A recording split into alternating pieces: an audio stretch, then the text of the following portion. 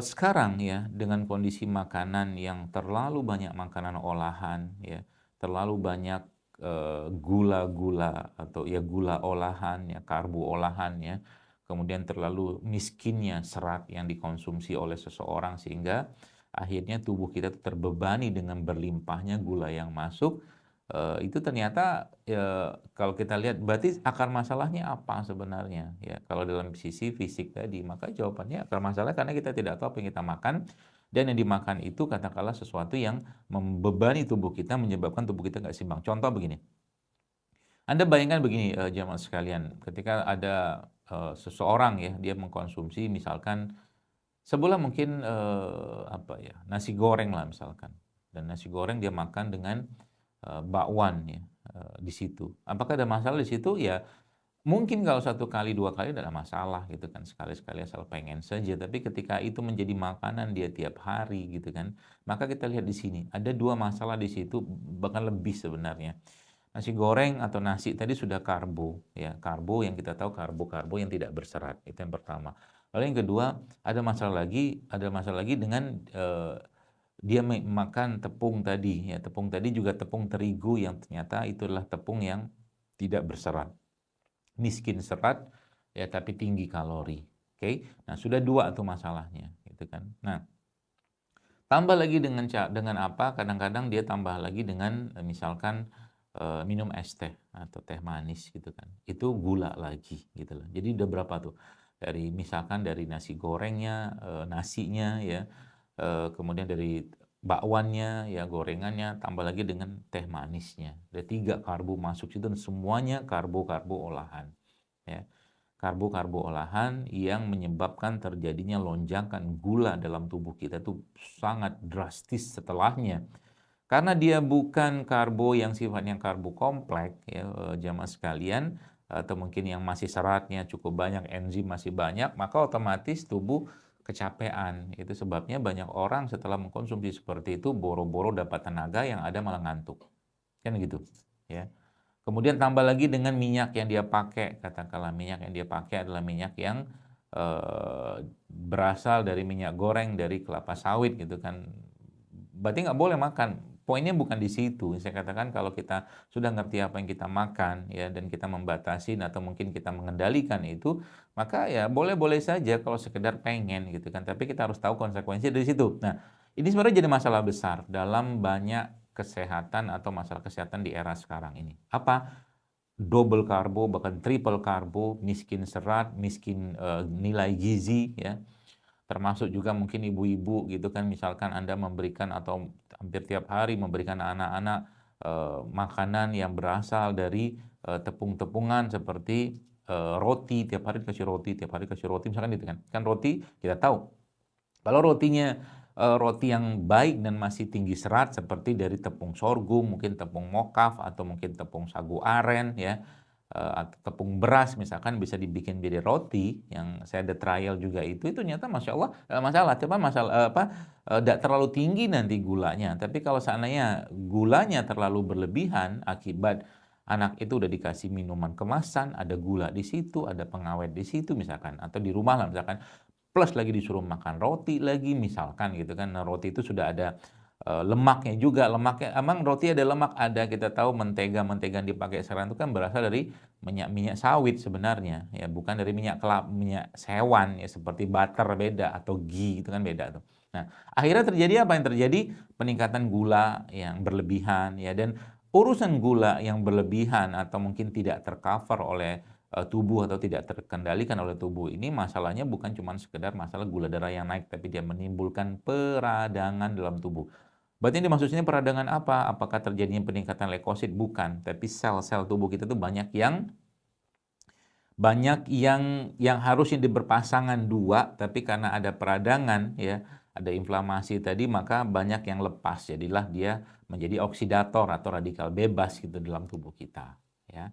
Dan apa tanda-tanda orang yang, berlimpah radikal bebas dalam tubuhnya ini ya, mood-nya bermasalah ya, kemudian tidurnya bermasalah, kemudian, BAB-nya juga bermasalah dan sering merasa letih, nggak ada energinya, ngantukan terus, itu salah satu tanda bahwa seseorang itu peradangan dalam tubuhnya itu sedang meningkat gitu kan.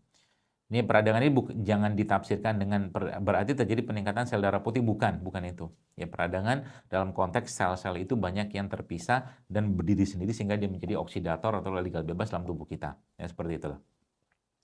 Nah, saya jujur banyak sekali memberikan nasihat-nasihat dalam kajian-kajian saya untuk mengatasi hal-hal seperti itu. Tapi memang tidak mudah menyuruh orang atau menghentikan atau mengurangi saja makan-makan seperti itu tadi. Maka kadang-kadang saya berpikir ini harus ada solusi untuk itu, termasuk dengan berlimpahnya makanan-makanan yang miskin serat, tinggi kalori, tinggi gula tadi, bahkan tinggi lemak yang tidak sehat, itu akhirnya lambung pun atau pencernaan dia pun terganggu, ya, pencernaan pun terganggu. Jadi akhirnya sekarang berlimpah orang yang sakit lambung gitu kan, kemudian nggak fit badannya, dia makan tapi nggak fit, makan tapi nggak fit. Nah, makanya di kesempatan hari ini ya, saya akan berikan tips-tips ya supaya paling tidak ya sekarang nyuruh orang berhenti susah, ngurangin aja susah gitu kan.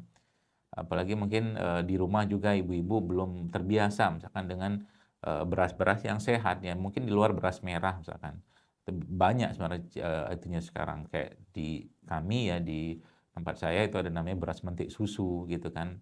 Atau juga menggunakan beras coklat ya atau mungkin beras yang dicampur dengan sorghum. Itu salah satu cara kita untuk mengatasi tidak berlimpahnya eh, apa namanya gula darah ya dalam tubuh seseorang akibat double atau triple karbo yang masuk atau bahkan satu single karbo saja tapi banyak yang luar biasa, akhirnya tubuhnya menderita gitu kan. Dan termasuk juga emahnya atau mungkin sakit pencernaan juga bermasalah. Maka ada banyak solusi ya, atau mungkin ada beberapa hal yang biasa saya sarankan ya untuk memperbaiki ini, karena memang kata kuncinya kalau pencernaan kita tidak sehat, ibu-ibu sekalian, jemaah sekalian, maka semua sistem tubuh kita juga akan bermasalah ya. Maka keluhan-keluhan seperti yang berhubungan dengan apa ya, emah ya atau mungkin sakit-sakit lambung atau ketidaknyamanan di lambung, sebenarnya kita bisa atasi dengan hal-hal yang sangat-sangat simpel dan sangat-sangat mudah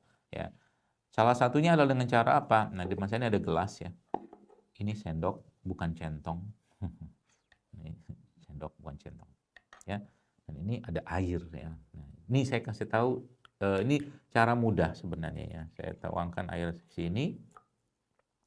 Kemudian apa yang saya pakai untuk katakanlah memberikan makanan buat lambung saya atau mungkin orang-orang yang bermasalah tadi. Maka yang pertama tentunya kita pakai madu. Ini kan madu nih. Saya masukin madu ya secukupnya saja. Kita takar-takar saja. Nah, supaya madu ini larut dan dia apa namanya dia bercampur ya dengan air tadi, kita aduk seperti ini, selesai. Lalu kita gunakan itu berikutnya apa namanya herbal lah ya mungkin, atau berikutnya ini saya nggak tunjukkan mereknya, tapi ini apa namanya teripang ya, teripang ya, gamat yang isinya kolagen. Yang teripang atau kolagen ini sangat baik sebenarnya untuk memperbaiki fungsi lambung kita ya, kolagennya. Jadi ini kita ambil ibu sekalian ya, berapa banyak ya, 1 sendok teh boleh atau 1 sendok makan gitu kan, karena ini bentuknya cair. Jadi kita ambil seperti ini ya. Jadi saya ambil 1 sendok kayak begini, saya tuangkan ya ini. Nah, supaya apa namanya dia bisa memberikan ketenangan juga pada lambung, biasanya saya tambahkan lagi dengan garam ya, ini garam sedikit saja, ini garam seperti ini. Oke, lalu ya diaduk ya. Kenapa harus diaduk? Karena biar larut ya. Setelahnya gimana? Nah, setelahnya ya sudah diminum ya, ini diminum. Kapan minumnya? Pagi boleh, menjelang Anda makan, malam menjelang tidur juga boleh. Ini insya Allah akan membantu ya, mengembalikan keseimbangan asam lambung kita. Karena sekarang banyak orang makannya nggak beres, emosi nggak beres, lambungnya ikut-ikutan nggak beres. ya. Nah, ini kita minum, saya minum saja. Bismillah.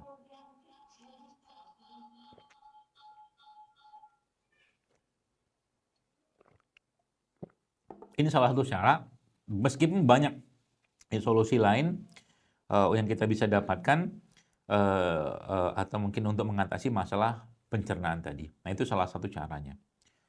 Berapa lama Anda harus minum ini? Ya, idealnya 3 bulan. Tapi paling tidak kalau 14 hari saja sudah akan tampak perubahan. Ya, tadi madu, air putih, kemudian kasih garam sedikit. Pakai garam apa dokter? Pokoknya garam yang tidak direfinasi, itu aja pesan saya. Ya, tidak direfinasi. Mau jenis apa aja silakan.